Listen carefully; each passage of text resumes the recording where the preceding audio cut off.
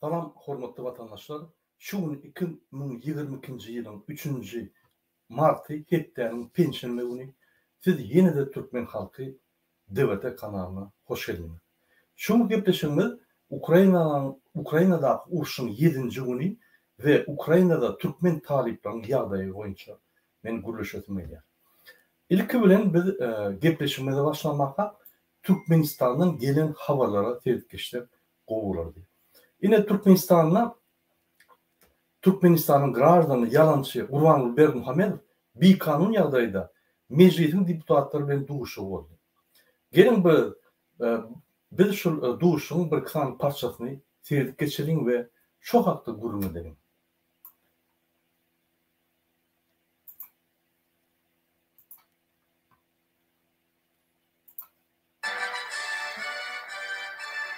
Assalamu alaikum hormatly adamlar. Paraşda baqy tarap ýol müzakirem. Seýdirler hem habarlar hem tanşyrýan watan habarlary gepleşýär. Şun halk maslahatynyň diýwanyň binasynda Türkmenistanyň prezidenti Milli Geňeşiň halk maslahatynyň başlygy Gurbanguly Berdimuhamedowyň halk maslahatynyň birinji çağrışynyň agdary meclisiň deputatlary bilen duguşy boldy. Onu garaşda Türkmen döwletiniň ötüşiniň nowatda tapyrynda parlamentarlaryň öňünde durýan möhüm wezipler kesýetdiň we oň uğurlary ara maslahatlaşyldy. Yine men durdum ekranı ýöretisi düşünürýän hormatly vatandaşlar. Türkmenistanyň bir kanun prezidenti hiç hili haky ýok. Häzir prezidentler diýmek ol bir kanun ýagdaýda halk maslahatyna gelen ýolbaşy, halk maslahatyna da däl diýdi. Türkmenistanyň grajdany häzir bir kanun ýagdaýda halk maslahatyna goşulyp ýygnaklar geçirýär. Yine şu ýaly güdük kanun bolýanlygyny Berdimuhamedow häzir biz serip şoň suwtdan barany görürüz.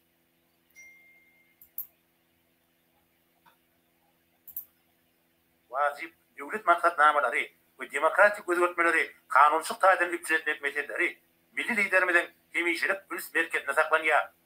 Ýeri bilen Türkmenistanyň prezidenti, Türkmenistanyň Milli Geňeşiniň halk maslahatynyň başlygy Gurbanguly Berdimuhamedow, Türkmenistanyň prezidentiniň Oğuzhan Köşkler toplumyndan paýtaty. Yine ünserin bolsaňyz, diktor Türkmenistanyň prezidenti diýär. O Türkmenistanyň prezidentiniň bitdi. Ol häzir bir kanun ýagdaýynda Türkmenistanyň grajdany bolup, bütün dünýäni ağlap, Türkmenistanyň kanunlaryny gödök bolup, özüni halk maslahatynyň ýolbaşy hökmüne alyp barýar. Ýöne hakykatdan ham ol bir kanun. Halk maslahatynyň ýolbaşy bolup bilenok sebäbi şoýra bellenende gödök konstitusiýany bolup, şo belgi bir kanun diýilip, ýa-ni konstitusiýa görkezýär. Diýmek prezident weziplerine gidýän soň, mu prezident diýmek bolanok. Diktor ýene ýalňyşdy. Tymyň günorta künjeginde ýerleşýän halk maslahatynyň diýwanynyň binasyna geldi. Hormatly prezidentimiz bu ýerde halk maslahatynyň birinji çağrışynyň agdalary meclisiň deputatlary bilen duguşyp geçirdi.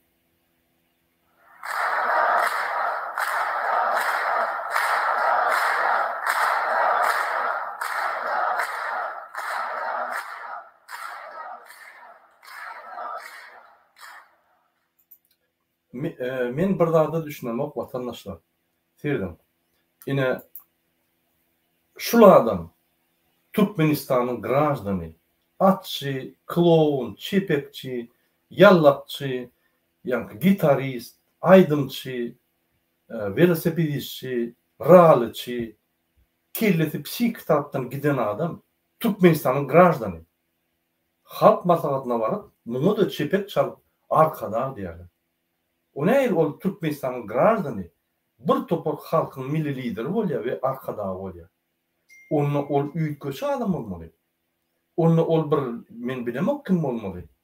Biz şoň üýtgeç eden işlerine görmedik.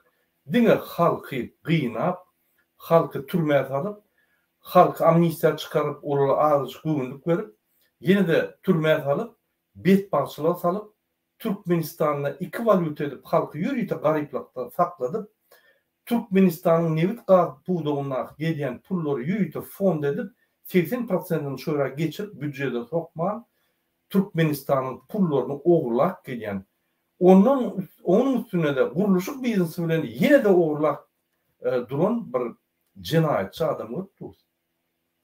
Häzir ol prezident wezipetinden giden soň beýlik wezipelerinin awtomatik ýagdaýda gitdi. Häzir ol Türkmenistanyň grazdany. Serden bir kanun ýagdaýda baryp halk maslahatyna geçirýär. Bir kanun ýagdaýda baryp ýygnaklar geçirýär-de özüni ahrana bilen gezip Türkmenistanyň grazdany bir kanun ýagdaýda hereketlenýär. Hany general prokuratura? Hany milli hukuk ministrligi? Niýe edýär? Hany polis bölümini ýollaşdy? Polis ministrligini ýollaşdy? Niýe edýär? Hany ýokary sud? Hany adalet ministrligi? Näçe kanunlar bozulýar? Ine şunu hormatly vatandaşlar, Türkmenistanyň kanunlary işleýän o Türkmenistan hökümeti bir adam üçin, olum hususy adam üçin işleýändigini söz edýär. Onun adam Türkmenistanyň grazdany Gurbanoğlu Berdimuhamedov. Muny etdirýänem prezident administrasiýasynyň ýolbaşçysy Hramov şunu etdirýär. Hemmeler saklap şu Türkmenistanyň grazdanyny halk maslahatyna etdirýär, daşyna adamlar gorak etdirýär. Umuman şunu saklap gelýär. Öňüm şunu bellänem şol saklap gelýänem şol. Gelin ýygyny dowam edelim. Serdip. Orada Türkmenistanyň milli geňeşliğiniň agzalary halkyň arkadaşly zamana ýylyň ýoluny uly joşun bilen bayramçylykda bellenýän şuny gözbaşyn şohratly taryhynyň gadymy döwründen alyp gaýdan döwletligimiň milli kanunlaryna esaslanıp men galanan üstünlüklerimizi arttırmak hem de öňde duran ulema işlerimizi değiştirmeli kanunçluklardan berkitmek için Türkmenistanyň milli geňeşiniň agzalary bilen buluşmagy zerur harap. Ülkenin vatandaşlar, şul adam Türkmenistanyň grazdany gelýän halk maslahatyna hemmetini üýşürýär deputatlar, halk maslahatyny, meclisiň agzalaryny üýşür. Şulara men film bilen demokratiýa hakyna, konstitusiýa kanunlary hakyna, ine biz nire barýar, meýnamary hakyna siziň bilen gürleşmäge mahkul bildim diýär. Sen kim? Gurban boly. Biz ýaly Türkmenistanyň grazdany. Sen şoýra barmany hakyň ýok. Ýygnakda ýolbaşy bolup oturmany hakyň ýok. Sen bir kanun ýagdaýda, öýle bir kanun ýagdaýda muny tutsak etmegenden geçen öňündäki deputatlar el çapyşyp arkada şöhret tiplerýär. Men şoň üçin aýdym, hökümet ýok, ministrler, MHM ministrleri hiç kanunlara jogap bermekler. Şu Türkmenistanyň grazdany yalançy Berdimuhamedowyny gorlap ýörler. Polis ministrleri, prokuratura ministrleri, prokuraturaň baş prokurory we onun ýanky şahlary. Niýe edýär? Konstitusiýa elinizde. Niýe edýär? Siz prokuror prowerka etmeli. Prezident bolsun, beýlik bolsun. Häzir prezident däl şol adam. Näçe şol zatlar bolýar? Ine şu zatlara ýanky seretmän gaýtyp bulara hökümetde bir adama gulluk edýär. O adamyň adam Gurbanoğlu Berdimuhamedov Türkmenistanyň grazdany. Prezidentim däl, halk maslahatyny ýollaşsam däl, bir kanun ýagdaýda eýledi. Prezident bolup şo ýagdaýda şunu hiç kim işlat etmedi ýaly durdy. Indi adalet ministrligi jogap berip bilen ok, ýokary sowet, ýokary sud jogap berip bilen ok, konstitusiýon sud. Olar hemmesi garyndaşlarym. Ol näme diýdim? Men şoň üçin ýa hökümet ýok. Indi seredem bizde deputatlar, parlament, halk geňeşi barmy ýa ýokmy? Bular Türkmenistanyň grazdany gelip olara ýygnak geçirip men siziň bilen duşman mahkul gördüm diýip aýdanyna bular el çapyşyp arkadagy şöhret diýerler. Şol ölüm tamam şular ýanky ýygnaklary geçirip arkadagy şöhret diýen adamlar olar halk saýdamady. Olar wepaly boýunça ýene-de şol adam saýdamady. Şol adam hemme wezipeler aýrsa da şol ahranaly we Hramon golluğuna ýygnaklary geçirip durar, hemme zatlaryny edip durar, ine görünüp dur. Bir kanun ýagdaýda Türkmenistanyň grazdany kanunlary bolup, hemme konstitusiýa maddalaryny bolup, ýygnak geçirip, şo ýerde men siziň bilen duşmana mahkul boldum diýen adam cinayetçi. Şoň üçin şunu tutsak etmeli. Men öňden märe aýdýan. Vatandaşlar, şulardan yaşının oğlu biri diňe şu reali betbaksçılıklara elter. Bir kanunçuluklara. Indi yankı videodan devam seyredelim. Mehvan halkımın yaşayış durmuş şartlarını yokulundurmağa oynayıp durulan vazifeli ağral maslahatlaşmayı şeyle bilen maslahatları ketkitlemeli mühüm hasap ettim. Halkımızın vekillerin katlaşmağında Serim. Men halkım bilen yankı deputatlar bilen şu zatlar maslahatlaşmany mühüm hasap ettim. Bilen mühüm hasap edýär. Urban boly. Bizim çıkışlar edýär, halkymda düşündirýär. Ýöne biz federal kanun bolup, halk maslahatyna baryp, yalançy bolup, şo ýerde yankı öz tamşylarymyzy hram ulan şo ýerde bir kanundatlar eden de. Näme şey edýär? Näme siz her wagt kanun bozýaňyz? Gelenizde kanun bozdunuz, şo günden märi 20 dekabr 2006-njy ýyldan märi dine kanun bolup gelýär. Muny men aýdam, bütün dünýä halkary gurumlar aýdýar.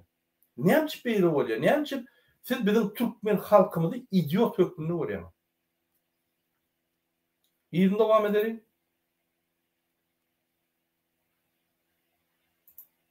Şu 11 fevralynda geçirilen Türkmenistanyň Milli Geňeşiniň halk maslahaty meclisinde bir merdana tawawulanmagyň parasat diýetlerini we jemgyýetiň demokratik kadrlaryna ýerip döwlet jemgyýetçilik durmuşyny hem de halkymyň behbetlerini değişdi. Möhüm şoralar maslahatlaşdy. Ýere derdiň şu diýen zatlaryna men şu yalançyny her sözüne yalan aýdýanlygyny söz düşündirjek bolýar. Sübük yalançy. Muň bir sözlemde yalan aýtmaýan sözler ýok. 11 fevralda bir demokratiýa ýanky östürjek bolup, ine men çekildim, ine täze ýola girýär diýip, diňe serdary utorial edip, beýleki dalaşgarlary ýanky tananmaýan dalaşgarlary, meýnamazy ýok adamlary, onan bir kanun ýagdaýda hasaba alınıp, ýanky merkezi saýlaw komitetine hasaba alınıp edilýär. Daşynlaky türkmen grajdanlaryň badygyna olaň dalaşgarlygy dilini ýa olaň dokumentlerini alnanogym serdilen. Bu bütün dünýä 200'lük. Men öňüm aýdýarym. Bular fasat hökmünde, ýa kartinka hökmünde, suratçylyk hökmünde, demokratiýa Türkmenistan Respublikasy diýip aýdýarlar. Ýöne hakykatdan hem izimna düýpli izigide diktatura, awtoritarny rejim. Hiç kime ýol ýok. Ne minister bol, ne vice-premier bol, ýol ýok. Şu bir zat diýmete ýol ýok. Hemme wezipeler owurlap Türkmenistan basyp alan bir ýigrenji nejit kezzap yalançy adam. Häzir bolsa bir wezipesinden gidýär bolan awtomatik ýagdaýda beýleki wezipeler ýok edilýär. Şonam düşünmän gaýtyp bizi Allah halk maslahatyna baryp ýygnaklar geçirýär. Ünsüň adamlar. Indi ýygyny dowam edelim. Serderi şu diýen zatlary yalanmy ýaçynmy? Arasy döwletiň we onuň hem institutlaryny geljek 30 bir karar döwletiň täze ýamynyň galkanyjy Türkmenistanyň Emil brat, приветствую, брат. Emil. Musyklatadan ötürmän milli maksatlanmasyny kabul etdi. Halkymyň hem bagtyar geljek hatyryny täze belirtdiler tarapyndan baryan atawatlanmady ötürmän geljek döwrüni bir karar döwletiň täze ýamynyň galkanyjy diýip artlandyrdy. Bir karar döwletiň täze eýamynyň galkanyjy diýip sözlerim tapýar bir hili halkalar ýaly. Şulardan ýa tutup gelýär tekstlary. Şu kabinet ministram şeýle geçirýär. Muň geçirýän robot ýanky çykyşlary hiç tada getirenok. Zatlar aýdýar, bu publiçny adam da. Publiçny adam diýmek canly aýdýar, canly soraga jogap berýär, meseleler çözýär. Halk maslahatyna da çözümek, eýýän gurulun skemalary getirip, ýanky öňünden çözülmüş skemalary ýöne, ýanky bu afişa ýa aýdyp goýberýär boldy. Gepleşigem ýok, Bäsleşigem yok, pikir alışmagam yok, monolog mümkin. Hiç kim dinleyen yok. Meclisin yol boştu. Şo ýygnakda iň uly adam. Yerine oturup bloknoda belläp oturýarlar bular. Bular muň aýdýan sözleri bir Türkmenistanyň grajdany halk maslahatyna gelip aýdýan sözlerini mukaddes ýaly görüp ýazyp ýanky muny men bilemok ýatanyny okar adam. On boş sözleri kime der? On diýen sözüni bir ýerine ýan hakykat ýok. Hemme aýdýan zatlar dol ýalan. Bizde demokrasi var mı ya bizde kanunlar işleyemiyor. Ya bizde sayılar var mı? Bizde birlenişler var. Bizde sayılarların yankı başlangıç türlü pornografiyatı var. Sayılar yok bizde. Men şunu suud ettim. Men Türkmenistan'a öz dokumentlerini iyi verdim. Şöyle şoron yankı nimetine taşlattım dokument Türkmenistan'ın içinde. Elktir. Yetişeyin deyip. Onun daşından Türkmenistan'ın Paris'daki ilçhanatyna ýiberdim. Ofitsialna ýa-da nime bilen. Onun daşyndan Türkmenistan'a da ýiberdim. Üç tarapdan. Hangi saat? Hangi hata var? Hani men bilen bir kontaktda ýeren, ine siz dala şäherlikde goýdyňyz, şunyňyz bolany, şunyňyz bolýar, ýene bir. Hiç tanam yok. Ünsen benden yok. Diňe maňa da hiç dala şäher. Şonuň üçin men size aýdýan, hormatly watandaşlar, häzir şunu 30 ýyllyk gitýär. Bütün eyyam dünya diktatorlara karşı kaldı.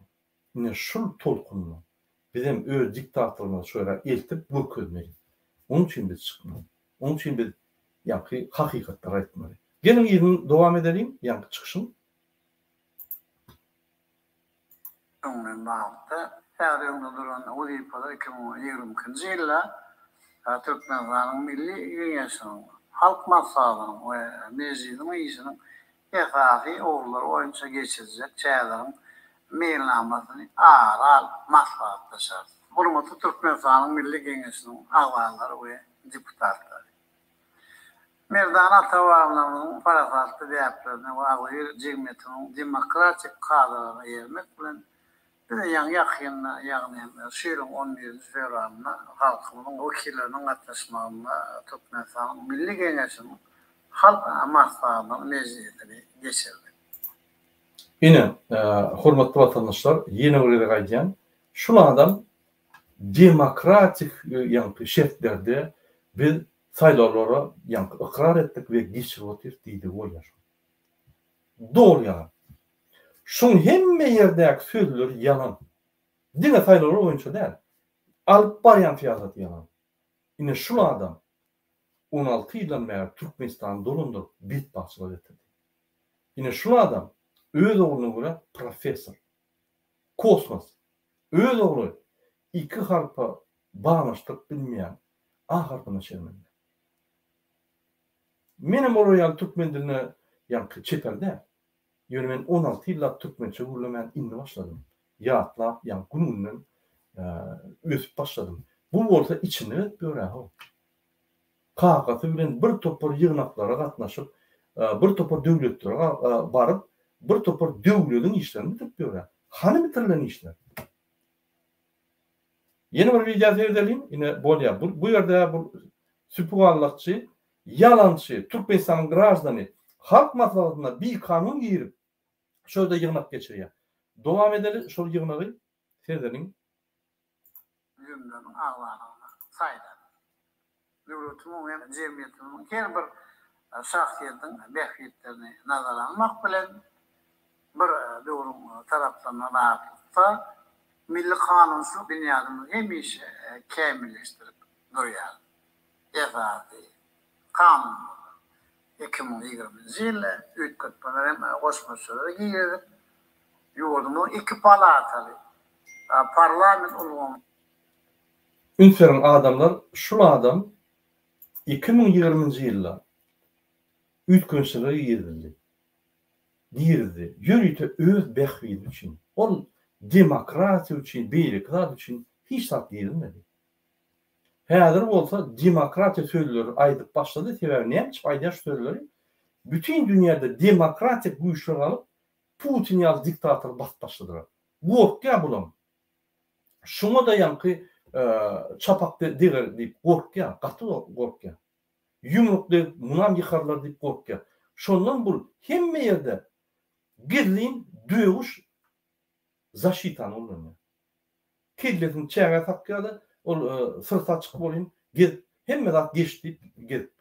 Ne taliplerimiz çıkarıyor, ne Türk'teki bizim vatandaşlarımızı Türkmenistan'a getiriyor, ne Türkmenistan'ın içinin yani araçaklarını açıyor, karantin deyip. Karantin var mı? Ofitsialne hiç tat yok. Ama halktan korkup olmayan yanlardaki yapışı. Hədirin şu vaxtda, şu hemme dat yapak vakti ağzının olup demokratiya diye, azatlık diye, adam bulmattıkları diye bizde bazılar yapıp bizde adamların hareketleri, azat hareketleri yapar. O sözlerine gururuna medem o.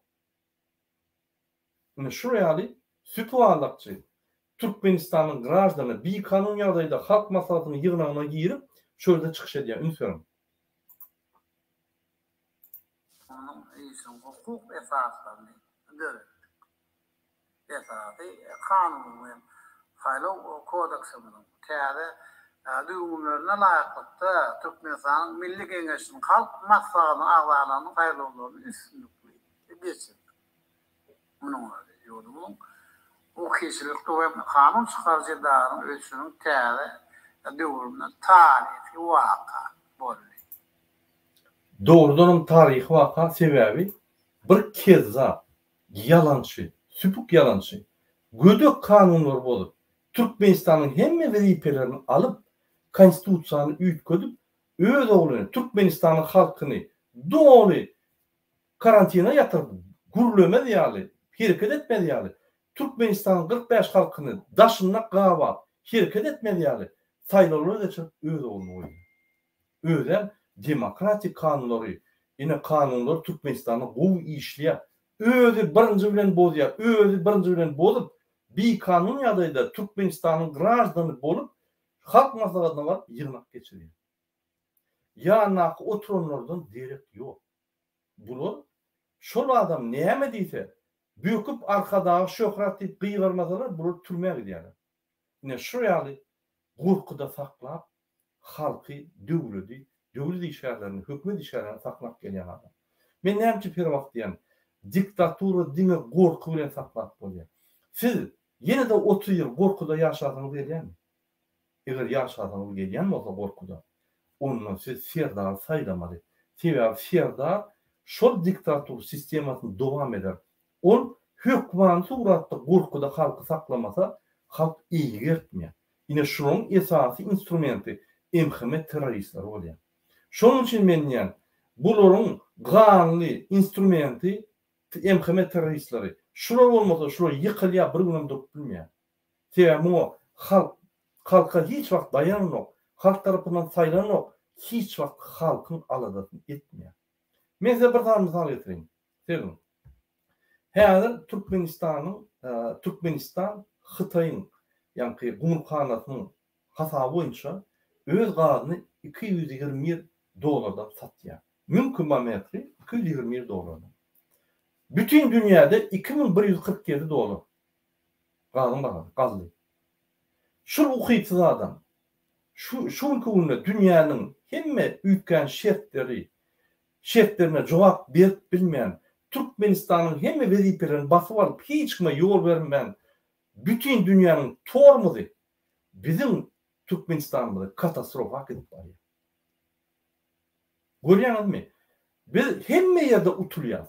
Absolut hemme yerde. Eksport utuluyoruz. Onun dışından gelen pulların 80%'ını oğurluyor. O zaman ne yapacak Türkmenistan'ın için kovulsun? Ne yapacak kovuluşsun? Şertleri yok. Bir dünyanın tormuzu bizi basıp aldı. Hədir bir kanun yağdaydı. Hiç il vazifesi yok. Ofitsialna. Yığınakları geçirip yığınak geçiriyor. Öz oğlunu veriyor. Ne yapacak biz oturuyoruz şunu? Ne yapacak biz şunu? Baka veremiz yok. Yine her adam Türk'teki bir grajdan ya Rusya'daki, Avrupa'daki bir grajdan yine şuraya hədir grajdan. Vazifesiz. Türkmenistan'ın yani grajdanı kurbanı verdim Muhammed. Mu prezident değilim, mu vaxtlayınca prezident değilim. O bir kanun. Siz şunu diyenizde siz bir kanun hareketleri ediyorsunuz. Hani bizim hukuk ministrimiz, dünya Türkmenistan devletine hop derdi. 16 yılla bir kanun yadayda hemme vezipeler saklak geldi. Ona oturdunuz. Ağzına da su alıp. Onun arkasını olla teröristlere dönüyor. İnni vezipesiz adamın önüne kasam içip gulluğu edeyim de. Bir kelleğini işleyeyim. Onda ne yapacak? Men onda gulluğu edeyim de. Ne yapacak? Köçedeki bir barayan adamın önüne gulluğu edeyim de. Ne yapacak? Şoğunluğuna gulluğu edeyim. Yani ama Berdi Muhammedov inni familya bütün dünyada ve Türkmenistan'la bir Hudayın adına dedi mi? Yani ama bir ömürlük devlet yolbaşısı oldu mu? Vezipeti olmasa da. Yani ama Türkmen maşı yani öyle yani bunu periştirip hata ediyorlar. Onu siz hata ediyorlar. Halk bunu içeri görmez. Halkın yağdayını ben hayata düşünüyorum. Ve doğru serileri şu yağdayları Karşı devletinin kanun çıkarıcı hükümetin anıp işini Hiltay'dan teyze derece çıkardı. Kabul eden kanunların belki kadalırsız hukuk namalarının hilini halkta yok olundurmağını yardım verdi. Bu ne hemen gururunu ediyor? Özü kanunları triyapka döndürdü. Konstitusiyanı depkilep yırtıp yamap üstüne tanz etti. İnni biz yukarı derecede kaldırdık diye. Türkmenistan'ın grajdanı Kurbanlı Berdi Muhammedov. Siz haçan bizi idiot hasabına görmemizi bilsecek. Biz sizden yağdadık, halis yağdadık. Sizin akılsızlığınızdan, sizin ukuyuplığınızdan, sizin şuraya ukuyupsız bizim devletimizi yol boşluk ediyenimizden biz halis bizar olduk. Biz sizi görürüz o. Biz sizi görürümüzde özümüzün yaşayanlarımızı utanıyaz. Türkmen bolyanımızı utanıyaz. Siz bütün dünyanın maskarası olup bir kanunçunun edil yol boşluğu oldu mu? Sizin bir kanunluğunuz, emheme kullukları, teröristleri, konstitusiyanı koruman, devletimizi koruman, halkımızı koruman, Türkmenistan'ın grajdanı, kurbanı olayın, behvizini oluyorlar. Şunu tutsak edin, ben yine oraya ayacağım, emheme ministerleri. Siz şun karnaşı olsanız yol boşluğu. Siz şunu anlayıp tutsak etmeli. Şu Türkmenistan'ın grajdanı hem yerlere barıp bir kanun yadayda yığınaklar geçiriyor ve adamları mecbur ediyor. Bir toparda atlarlar. Bir kanun da atlarlar. Polis kurulunun yol üstüne yüzleniyen siz şunun karnaşlığı olsanız şunu tutsak edin. Siz cevap verirsiniz. İkiniz de. Baş prokuraturun yol üstü. Sizden şunun karnaşı olsanız cevap verirsiniz. Siz şununla gidiyeniz. Şunu bir kanun yadayda Türkmenistan'ın grajdanı bir kanunçuluk edip halk maslahatını getirip öyle onun bir kanun yadayda prezident edip durumunu görüp hiç tat etmedi. Yukarı tabiyedim, yukarı suudun yol başladı. Sizem şorar yani. Konstitusiyon suudun yol başladı. Sizem karnaşları ol. Siz Türkmenistan'ı basıp aldığınızda siz eyyam cenayeti işlediğiniz. Yine önünden aydıyan. Demokrasiya yenge Putin'i yıktılar. Bu Berdi Muhammedov kim? Biz hayatda Berdi Muhammedov Putin'in yankı sastavına oşadı, yıkılar yani. Onun katları yazıp. Hayatda şol yankı medya puşku, bütün dünya medya yankı nimeti Türkmenistan'da var ya. Sizi tutarlar. Sizi sağınsa verip sizi tutarlar. Halk kalıp sizi cenayete çeker. Ömürlük. Bu hükümet izmeyene. Bu hükümet vatançılık yankı izmeyene. Gelin izin edelim vatandaşlar. Türkmenistan Milli Kengesinin ağları ve deputatları demokratik devletimizin adaletli rayet cemiyetimizin hukuk esaslarını verkitmek hem de kanun çıkarıcılık işini kemilleştirmek bilen birlikte yurdumda demokrasiyani göstermek. Devletinin adam hukukları vaavatta halkara borçnamalarını yerine getirmekle bağlı. Sen ne demokrasiya şartlarını, adam hukuklarını bütün dünya borçnamalar. Ne çıkıp bunlar başladı? Putin'in hayatı yine şol meseleleri boyunca şunu diktat ve sansür et yatırıp oturuyor. Bunu galga çağırır. Eyyam 38 devletten arada var Putin'in galga çağırıyor. Şundan korkup bulun gıyıgıp başladı. Bu gıyıgır yandadı bir surat çağırdı. Yani hakikattan hem şu suratı yankı yırtsan anırsınla gödök bir düzünçür. Gödök yağdaydı. Adamın hakları anırda dursun. Hiç şeylik hakları yok. Dine öz hakları, öz kardeşleri, öz oğlunun hakları. Hormatly adamlar, men şu hakda size düşündürýän zadım. Süpük yalançı. Häzir Türkmenistan prezidentam der, halk maslahaty ýoluşsam der, Türkmenistanyň ýöneki grajdany bir kanun ýagdaýda halk maslahaty ýygnak geçirip kanunlary, demokratiýany üns bermeli adamlar aýda ulum ýaşadatlar. Ýani beýleki agzalar, deputatlar. Ine şu ýaly bir kamçylyklar gelip dur bizde. Siz haçanla bir kez bir kamçılık eden ýagdaýynda näme bolýar? Türmeye düşürür. Adyň näme, nimeň näme? Ine baş prokuratura aýdýan, şu Türkmenistanyň raýaty Berdimuhamedov Gurbanoğly bellek goýun kanunlary bolýar. Gün şozaly bar, arestowat etmelidir. Dünýäde öňkü geçirdi şonu. Eýýem şuň üçin, diňe şuň üçin belgi zatlary üns almandan diňe şuň üçin türmeye atmaşyn. Derrew muny ýygnamaly. Jinadi iş açmaly, derrew. Şoň üçin biz ine haçanla men her wagt aýdýan, döwlet topary. Türkmenistana baranda. Birinji bilen biz MHM ýolbaşdy, polisiýa ýolbaşdy, prokuratura, howpsuzlyk geňeşiniň sekretary we ýokary sud we adalet ministrligi we Konstitusiýon sudyň ýolbaşçylaryny biz jenara çağırdy. Sebäbi siz dym oturdunuz. Putin'in edýän ýalňyşlaryny ýanaklardan oturduk, hemmeti bitti sansa. Size mi diyemem? Mesela günah diyelim. Ya işten çıkın ya da terk edelim. Kanunları oran. Türkmenistan'ı oran. Türkmenistan Berdimuhamedov'un hiç şeyi argatnaşı yok. Şu günde. Vice-premier bir kanun hatta ýagdaýda saýlanan Serdar Berdimuhamedov ve bir kanun ýagdaýda ýygnakları geçip gören Türkmenistan'ın raýaty Gurbanoğly Berdimuhamedov. Özlerinizi oynadıp kanunlaryny seyretmeyen şol adamı yüzüne qarap bilmän, ol bir Türkmenler prezident administrasiýasynyň ýoluşundan gorkup gidip ýörler. Siz şondan başlama, şonu alsaňyz Berdimuhamedov gaçky diýär. Onuň arkadagy gaçky diýär. Ýygyny dowam etdirdiň hormatly vatandaşlar. Mühim işleri alıp barýarlar. Hormatly adamlar. Umman alanda biz Türkmenistan konstitusiýasyna nusxoluk, demokratik, hukuk dünýäwi döwlet hem de raýat jemgyýetini döwreden näme anlam bilen aýdyp biler. Eşitdiňizmi şunu? Yo, şunu bir eşitdiňizmi siz?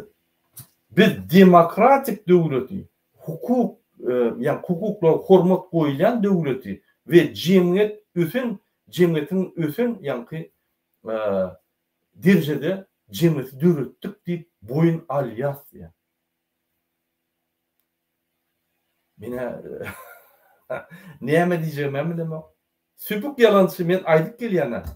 Demokratiýa var Türkmenistan. Hani adamın mutlulukları, hani adam azatlığı, hani adamın azat sözleri, hani azat metbuğut. Bir sani metbuğut yok azat. Hani cemiyet kurumalar, partiyalar azatlar. 3 tane klon partiyamız var. 2013 yıla çelli. Dine bir önkü komünist partiyası bilen Türkmenistan dolandırıldı. Başka partiya olmadı. Demokratik devlet deyip özünü ilan etti. Yine Berdimuhamedov 2007'den 2013'e çelli şuraya ýagdaýda gezdi. Bütün dünyanın adına. 2007'de, 2013'te şu 3 partiya ruhsat bermeli, 3 partiya etti. Demokratik, yani önkü komünist partiyası, agrar partiyası, yani ve telekeçiler Senat partiyası. Bolly başka partiya yok. Hani partiyalar zaten cemiyet, hani cemiyet kurmalar. Näçip halkymyzyň gizli pemme zatları gizlin işelip siz gizlin prezident adaysiz gizlin adam bolmaly. Prezidentlikden öýüňiz namaz edip gitdiňiz. Düşündiňiz, siz häzir bu halk ya iyi ya çeýnapsyň ýa. Indi häzir dünýäde bolup geçen zatlar görüp bu gatçat ýagdaýda ýanky Noğutdan naşary halk maslahatyny çağırıp içinde meclis hem goşup. Şu bir adeti hemmetini goşýar içine. Oňa düşünip barak bu meclisin ýanagmy halk maslahatyny noğutdan naşary ýygnagmy ya da kabinet ministrleri ýygnagmy hemmetini goşup bu karşımalaşy etip koydy. Şu ýaly bir ukypsyz, bir Hudaý saklasyn jenayetçi, ýöne kanunlary güdük bozup Türkmenistan grajdan bolup halk maslahatyna girip ýolbaşçylyk edip şo ýerde ýanky aýdýan sözleri demokratiýa, adam hukukları, cemiyet edarları biz cemiyet kurumları döredip biz dünýäde ösür döwletleriň bir ýeri bolup men şonu tasdikleýän. Ine bizim şu häzir bir kanun ýagdaýda prezidentim diýip bolanok, halk maslahatyny ýolbaşçydan diýip bolanok bizim Türkmenistanyň grajdanlary we arkada kliçkaly ýanky meclisin we halk maslahatynyň öz watany satan adamlaryň aýdyşy boýunça arkada kliçkaly Türkmenistanyň grajdany, Türkmenistanyň kanunlaryny 2007'den öňüm güdük bozup gelýän Gurbanoğlu Berdimuhammed. Ine şu adam Türkmenistanyň siýasatyndan, Türkmenistanyň ýolbaşçylyk ýa meýdançasyndan ýok bolup gitmedi. Bizde hiç ýeri ütgüşlik bolmaz. Bizde hiç ýeri öňüdüşlik bolmaz. Bizde hiç ýeri adam gymmatlyklary, demokratiýa ýa jemgyýetçilik bolmaz. Men şonu aýtjak boldum. Diňe bir çykyşyndan alsam ine çykyşyny robot ýaly öwrenip gelýärde robot ýaly gürläp ýöne muň edýän işler gizlin. Hemme zady gizlin. Gelin şolar bilen men sizi tanıştyrayım. Şunu edýän gizlin zatlaryny. Ine Gurbanowy aldygyna hukuk giňeşini geçirýär. Şu hukuk giňeşinde birinji bilen şulary ýanky mesele goýýar. Amanow birinji bilen hemme zatlaryny taşlap MHM gulu, polis gulu, prokuratura meni bilen terdary goran. Bize hukuk bar. Dünýäde hukuk bar diýer. Diňe Türkmenistanda da. Öňe Türkmen halkyndan basyldım. Inni bütün dünýä diktatorlara garşy güreş başlady. Menim numar 2 diýer. Näme etmeli? Bir netije çıkarın diýär. Bular hukuk goýýar. Bular näme diýär? Bular taliplerin ýanatalar galanyna jüýlerine narkotik at başladylar. Şolary ýanky narkotik atýarlarda gaýtaryp bilen 3 ýyl botylar bular. Narkotik atýarlarda akydyp, gorkudyp goýup goýar ýaly. Bizi halas edýärsin. Ine şu ýaly variantda inni bolsa Türkmenistanyň prezidenti MHM gulluklaryna buyruk berýär. Çağırın studentlaryň telefonlaryny barlan. Cinaýet çekin. Öldürün, gysyn enatalaryny. Hemmeleri gysyn, saklan diýip Türkmenistan dargat diýip ýanky düşündi. Türkmenistan dargany. Türkmenistan diktatorlukdan ýa-da demokratik jemgyýetçiligine geçýär. Berdimuhammed siz o zatda düşünýärler, siz bütün ömrüňizi Niýazyň sırtyna gelip şoň sırtyndan çykýan zatlary dem alyp gezdiňiz. Demokratiýa aňarda dursun. Diňe diktatorlary boldy. Demokratiýada bir gün ýaşap görýän näme diýeni bilen. Demokratiýa edenetdirikde. Demokratiýada kanunlara hormat koymak, adama hormat koymak. Yanlışda yanlışmana hakkı var. Onun için tutup eline basmalılar. Duyduruş verilýär. İkinci edenler cenayet çağırdı. Demokratiýanyň gymmatlyklary köp. Siz o zatlaryň näme diýeni bilen. Demokratik institutlaryny ýok etdiňiz duruşy bilen. Hiç ýere baryp öz arzyny aýtyp bilen. Häkimlere barýan arzyny aýtmana diňe hökümetdäki paraxorlar galy demokratik institutlar öldü hemmedi. Suutlar işlänok, polisler işlänok, adam hukuklaryny gorak, MHM'ler işlänok, olar teröristler, gany teröristler boldy. Men şonuň üçin ýaýdym bizim halkymyza. Siz bakdyrlyş işlänizmi? Birinji bilen Gurbanoğlular MHM işgärleri bilen çözüşmeli. Biz şonu ýok etmeli. Näme ýok etmeli? Söz bilenmi? Yara bilenmi? Ya akşam öýlerini otlamalymy? Men onu aýtjak. Ýöne biz şolary ortadan aýyrmasak, biz Berdimuhammedow ilimizi ýetirmeli. MHM işgärleri Türkmen halkynyň iň esasy düşmanlarydyr. Rejimden emeter. Şular hemme de saklap gelir. Şular halkın qara boğduna yani. Şular halkın gözüm boğduna yani. Şular halkı qıynap bizim qahramanlarımız, bizim intelligensiýamyz, bizim halkın içinde lider bolup yol göközjekler basmalı. Ine şular, şu haramzadalar, şuların çağrıları var. Okutma, kum. Şuların qardaşları var. Ölüsü sadakalarına varma. Yek özlerin dığını görsünler. Şu halk o da bir elbette etse kovyar adaşına. Şuraya kovmuşlar. Yanımıza etmeyen. Gelin şimdi yani Türkmenistan'ın malumatları geçelim. Türkmenistan'ın bolyanlarları. Inni bular mekteplere, üniversitelere batış et başladı. Ya yaşadan okyan. Köynöler türmede yani killetini kanalizasiya basıp çıkaran yani türmeye basıp çıkarıp gözünün oğudunu alıyor. Her maşgalda 2-3 adam var. Türmeye bak gelen. Şol adamlar öz maşgalasına gurrun da olur korkuyor. Dostlarına gurrun da olur korkuyor. Ay ölsünüzüm şu bağıştan koyayım sırtını yalamalım, yalan koyayım oyra barman oyru vapşa doğuluk deyip aydiya. Her doğuluk o ya entek doğuluk değil yani. Cennet diye. Şuraya korkuzu halkın içinde şu korkuzu atlar şuraya yayar diyorlar. Bilmem. O örgüler türmede oturdu. Bir güne. Yine şuraya basışlar edip halkı korkutup din studentler aldı. Bunlar türmede de oturup görünüyor. Çağcıklar bunlar intek irvette görünüyor. Yine şular alaymadın deyip şulara mektepte, üniversitelerde giyice bunu kontrol edin, basış edin deyip aydı. Şimdi mekteplere polisler, emkanlar bökük giyir, bilmeyen yardayının hemmetin softkolonu var ya. Mobil telefonlar.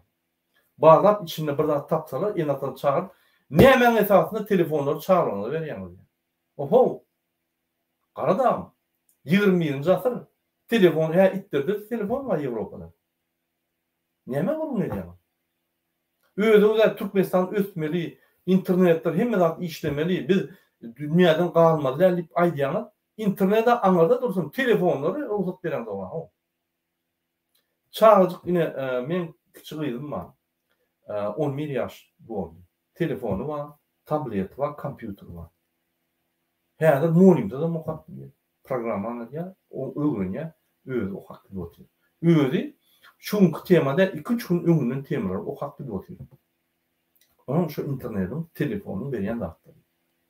Şu internetin, yani sosyal oyunlarda değerli internetin içindeki verilen informasyonu. Onu adamlar üstürüyor. O içinde kapalı aktarılmak, köçe çıkan kapalı adam var, o da adam var. O sana bağlı. Kim bilen senin katlaşık buraya? Şu yani adamlar şu alttan çekip Allah internette din kapalı aktar, din propaganda bize her informasyon atak ediliyor. Oho! Siz özünüz informasyon atak edip devleti basıp alıp devleti şu kıyınçılığa bet bağışlığa getirdiniz. Bizim halkımızı kör ettiniz. Gelin izin devam edelim. Inni bu hopsuluk genişliğini geçiriyor. Ben ömüm ayyadım. Korkup ayda bir küçük ederek, kevat 6 ederek hopsuluk genişlerini geçiriyor. Şöyle de in diyen adı. İnni doları pese düşürmem diye. Yani pese düşürseniz Türkiye'den ve beylik devletlerden halkımız izine verir diye. İzine Türkmenistan'ın amatlıken işlemek. Arkın işlep bolyan, izine gelemezsin deyip inni şunu saklan deyip biz şu malumatları valüçüklerden aldık. Biz şu malumatları organ işlerinden aldık. Biz şu malumatları 20'a katlaşan adamlardan. Bunu diyen de aktarını. Men yana bu bütün dünyanın tormalı bu. Şulardan halka bir zat bolsun deyip halk ölüp durka bir yerde kömek etti mi? Leva, Türkiye'nin tragediyalar bu toran o. Yine 2 gün izleyine 2 oğlan öğlerini bozsura attırlar. Videoları geldi, hem de attırlar geldi. Bursat bolmaz o men görkülür hemen. Görküller caylandı. 32-36 yaşlarında yaş olanlar. Nemçi öğlerini kas ediyen. Çıkalığı yok. Öyüne ait bilen yok, çağırma bilen yok, iş yok. Yıllar beyli otuyorlar. Elbette stres var. Elbette öğlerini kas eder. Elbette bu dünyada inni adalet tapman öğüne canı verirsin. Canı verirsin. Elbette kat edersin öğüne. Yine şu yana atlar ok geçiyor. Bu rejim men öňemeýän günne 5 adam diňe şu rejim esatyna ölýär. Anladın? Şu rejimin alyp barýan siýasatynyň bahanaty bilen adamy kösünüp uruşdurup gidýärler. Türkiýede işläp maýyp bolýarlar. Ya yeni bolat. Şu adamlar daşyna gitmeliler. Türkmenistanda okullar ulu derecede bolmaly. Şöyle 100 000 adam isleýän okamany 100 000 adama bermeli mümkinçilikler. Üniversiteler, institutlar açılmaly, daşarypdan spesialistler getirilmeli. Östürmeli Türkmenistan. Ine şu östüş. Şu roýalat edemde ötüş bolýar. Ol Türkmenistanyň tebigat baýlyklarynyň ýa-ni çykarylýan sanlaryny östürüp öz şopurlar oğurlayanın ötüş derler. Kurban Bermuhammed. Ol oğurluk bolýar. Ötüş bolana halk östürýän, jemgyýet östürýän, hemme adamlaryň baýlyklaryny we bakly durmuşyny östürýän. Ine ona diýilýär ötüş. Ona döwlet guruply bolýar. Döwlet diýip öz milletiňe döretdiň. Öwüdüň hemme döwleti. Döwlet östürýänni hemme pullary ýygnap oğurlap ýatyrsyň. O döwlet ötüş däl. Ol Berdimuhammedow Gurbanoğlu ve onun garnaşlarının ötüşü bolýar. Siz bilmeseniz bize çeýnäp berdik häzir. Indi şu ýaly Gurbanoğlu halktan şeýle gorkýar, halis milli hukukçuluk ýeňeşini geçip şöyle. Meni bilen Serdar Goran nitije çykarynda bir meýnamy açynda şonu işleň diýip, ýa bular başlar edýär. O Ukrayna'da studentler diýip aýdýarlar o ya başga ýerde onu işem adam ýok orada. Näme ol içinde halk ölüp duran halka serden o. Inni gelen saýlaw eden tinçlik hakynda görüň bersem. Bular aýlap görkezýärler. Hemme zat ine kanun esasında ortlar aýtdy. Ortlaryň bulara aýdýar, wagt şular kanun esasında bolmasa da biz gowlýar. Pulunu versen bolýar diýip görýär. Indi Ýewropalılar geldi, olar aýratyn saklap hiç şerat görkezden gorkýarlar. Ya şular görkez aýdaýsa, bütün dünýäde häzir diktatorlar aşy görüşýän bolsa, şu diktatordagy we tasdiklanýar we üns çekilýär şondan okýar. Indi şular näme iý berjen bilen? Pul görýär, bular alan. Bular çykyş edýär, biz hakykat aýtjak. Indi şular iý berip gaýtarmak bilen, saýlawlary yapmak bilen, ýa-ni bizler geçirmek bilen. Ine häzirki dünýäde ykdysadyň şu görünüşinde bütün dünýä diktatorlara garşy görüşünde Türkmenistan döwletiniň dolandyrmak üçin hemme gulluklar depkin ýagdaýda işlemeli. Burmanyň hiç kime ýol bermäsoň, hemme esas wezipeler bir kanun öýüne alansoň, hökümetiň wekilleri hemme ýerlerde gatpet ýagdaýda işläp utulýarlar. Ine bir ulu misal getireyim. $2147 mümkin barometri häzir dünýäň bahasy Türkmenistanyň prezidenti şunu $227 satýar. Muny bir Hytaýyň gumruk kanatynyň berýän hasaby boýunça alır. Türkmenistanyň gelýän galagyň bahasy näçe we şondan tölenýän salyklardan. Salyklarymyň ölçüsi näçe? Şol ofitsialny aýdýar Türkmenistan bildirse ofitsialny aýdýar. Türkmenistan hemme eksport şertlerini gizliyor halktan. Näçe alýar, nire gidýär. Hemme pullar büdjete getirmeyen daşında yürüyte agentstva döredip, yani şu ýerde ýygnap 80%'ni şu ýere getirýär, şu ýerden oğurlap ýatyr. Ofitsialna. Onu varlamana ne salgyk gullukları, ne merkez hakly. O büdjetden daşar fond. O fondan ýol boş berdi Muhammed. Häzir biz şunu kowan ýagdaýymyzda şu fond şonky Türkmenistanyň halkynyň ona hiç degişli ýeri ýok. Doğru düşünün. Şonu almak için bir hökman suratda Türkmenistan'a yığınak geçirip komissiya döredip Berdimuhammedow Interpol'a vermeli bolýar. Prosedura boýunça. Häzirki onu on hususy ýa-ni hasaby şol. Şonu geçýär. Ine şu ýagdaýlar bolup geçýär Türkmenistanda. Bu ýöne elbetde bu zatlar bolmaly diýip bu diktator da bu egerde normal adam bolmasa ýa da bir bagşlan men çopunu kimse demek çopunum Türkmenistan'daki hukuksuz bilimsiz adamın Türkmenistan'ı kovduğunu ettiler. Şu yer kezzap bolundan Bir hiç şart bilmeyen adamam goldurulur bolurdy. Häzir Türkiýede zaложникda bizim 45% ýa-ni adamlarymyz bolmady. Ukrainada adamlar ölmedi. Olar getirdiler. Hemme zat ederdiler. Şonuň üçin ine ýagdaýlar şu ýaly biz şunu aýyrmasak, şu Berdimuhamedov tohumyndan diýilmadan bize hiç ýyly bakty durmuş hiç kimde ýok. Emheme işgärinde ýok. Olar düşünen akmaklar. Yani nina vardan Berdimuhamedov Gurban Uly, Serdar Berdimuhamedov, onun yegenleri, onun dogonlary, onun çağalary, aktyklary boldy. Diňe şolar ýükselýär. Bu döwlet orunky boldy. Indi biz bu döwleti iyiden aýtamyz. Onun üçin men size her wagt aýdýan, her kim öz ýerine kijik hereket etmeli. Siz bolýa özüňiz gitdiňiz, ýöne döwletiňiz siziň ýa-ni dogduk mekanyňyz gitdi. Ol giden soň bagşlan. Näme etseniz edersiniz bolýan. Siz jinayat işçi bolarsyňyz. Jinayat edýän adam bolarsyňyz. Paçalar geçgitdi bu tordy. Şoň ýoluny şol.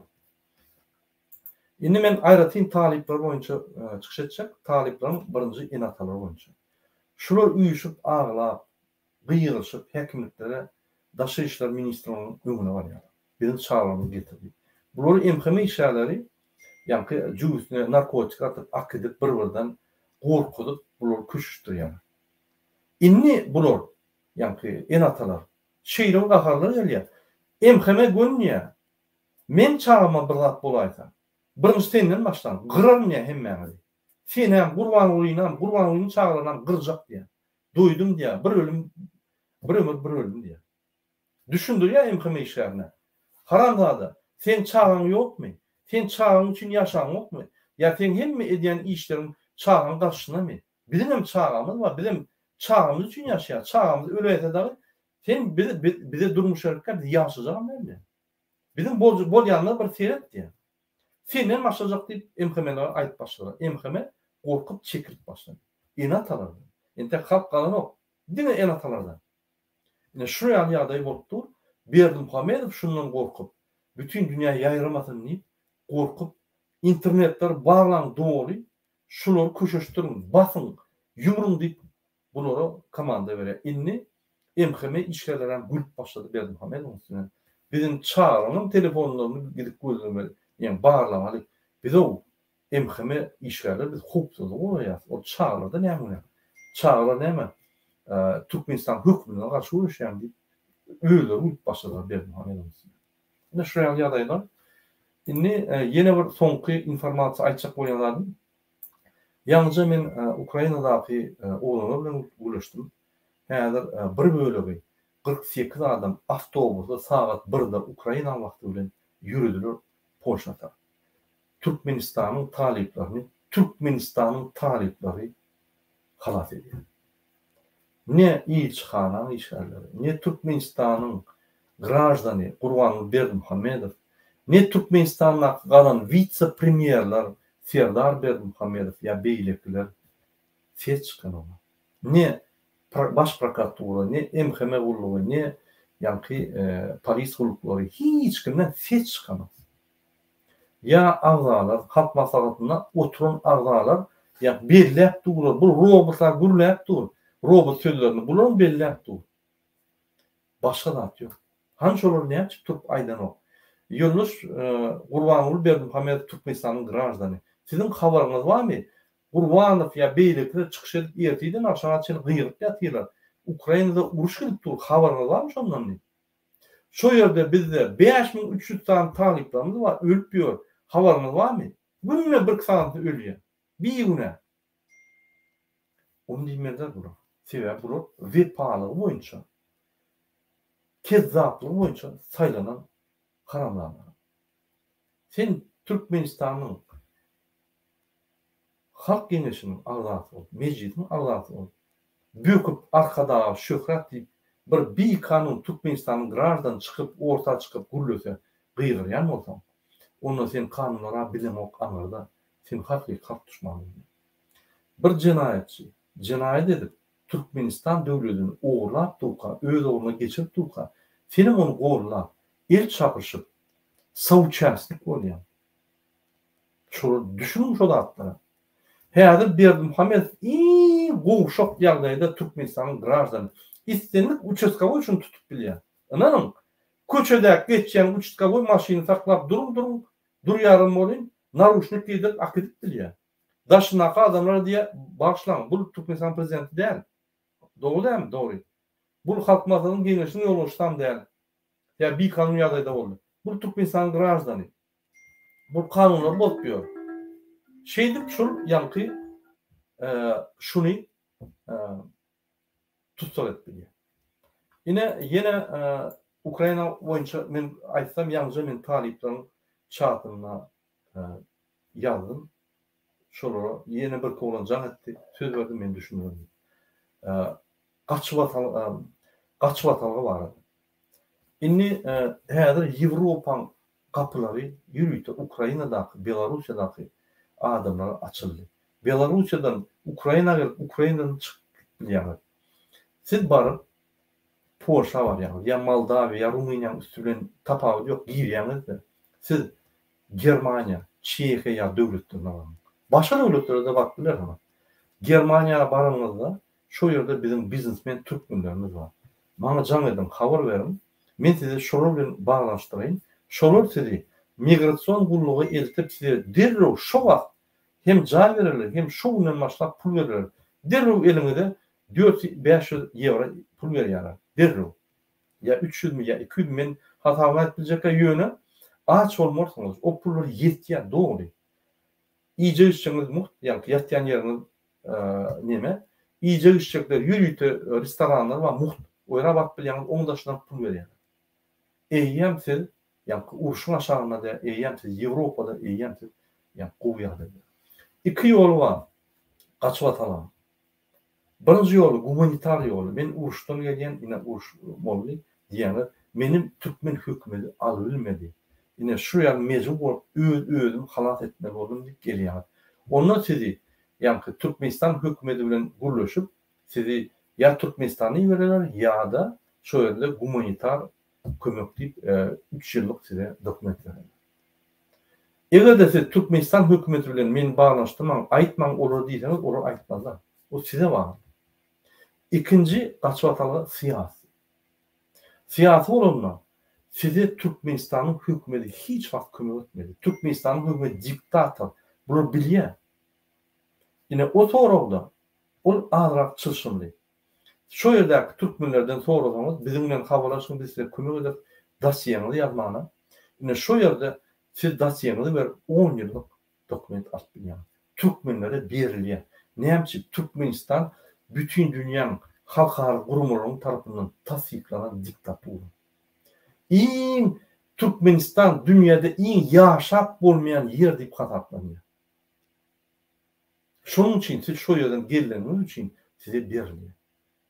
Ýöne taryhyňyz dogry düzülmeli. Ine onuň üçin biz size kömek edip bizim bilen habarlaşyň. Ya da şu ýerde adwokatlar var, ya şu ýerde oglanlar var, öňkü alanlar. Şolar bilen maslahatlaşyň kyn iş däl bu. Bir uniwersitet turmaly ýa-ni. İstenlik adam Türkmenistanyň grajdan alyp biler. Germaniýada islenip Ýewropa döwletlerine gaçyp atalar. Siz diktaturadan açýan. Sizin uruşdan ne? Sizin dubl problemaňyz var. Dwaynoy problemaňyz. Birinji uruşdan açýan, ikinji diktaturadan açýan. Şoň üçin gorkma. Ay ýygyňa da aýtar ýa, eýdäbi hiç kim türkmeni gaýtaran oklar. Täbidi gaýtaran ýagdaýynda problema var. İlçixanaň agentler, ilçixanaň adamlar diňleme. Siz näçe köp dile getiriniz, şonça köp Türkmenistany hökümeti ünitleri. Bu näme? Sizin adamlaryň gelip bizden gaçyp ataňyz dilýär.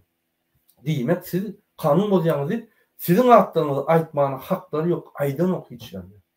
Diňe öz agzyňyzdan çykarmasaňyz hiç dünýäde adam bilmeýär. Sebäbi şöýdeki işleyen adamlar sekretni, olar gol çekýär. Olar öz işleri üçin ýapyşyp durar. Şuraya ýagdaýlar, şu mesele boýunça sözlerini soragyňyz bolsa, habarlaşyň bilen bilen Telegram kanalyna aktivist döwete çadyna barym ya da maňa gönýärdim. Men aktivist çatda var. Ya da bizim aktivistlerimiz var, döwet aktivistleri ýa-da bolsa, ýani men bilen habarlaşyň ya da döwete aktivistin adminler bilen habarlaşyň. Sökün öldüren. Ukrayna'da, Germanya'da köp Türkmenler vardı. Men köpünü tanıyan. Olur Siriyalı, kaçıp atalı adamlar.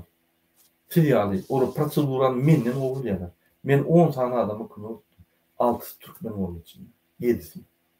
Men bilyen ne ayetler, şondan ayyantıdır. Hiç bir problema yok. Barın. Sizin şansınız, sizin двойной problemanız var. Şansınız Polşa'da isteseniz, Germanya'da isteseniz barın. Başlarsanız Germanya ösün nöwle.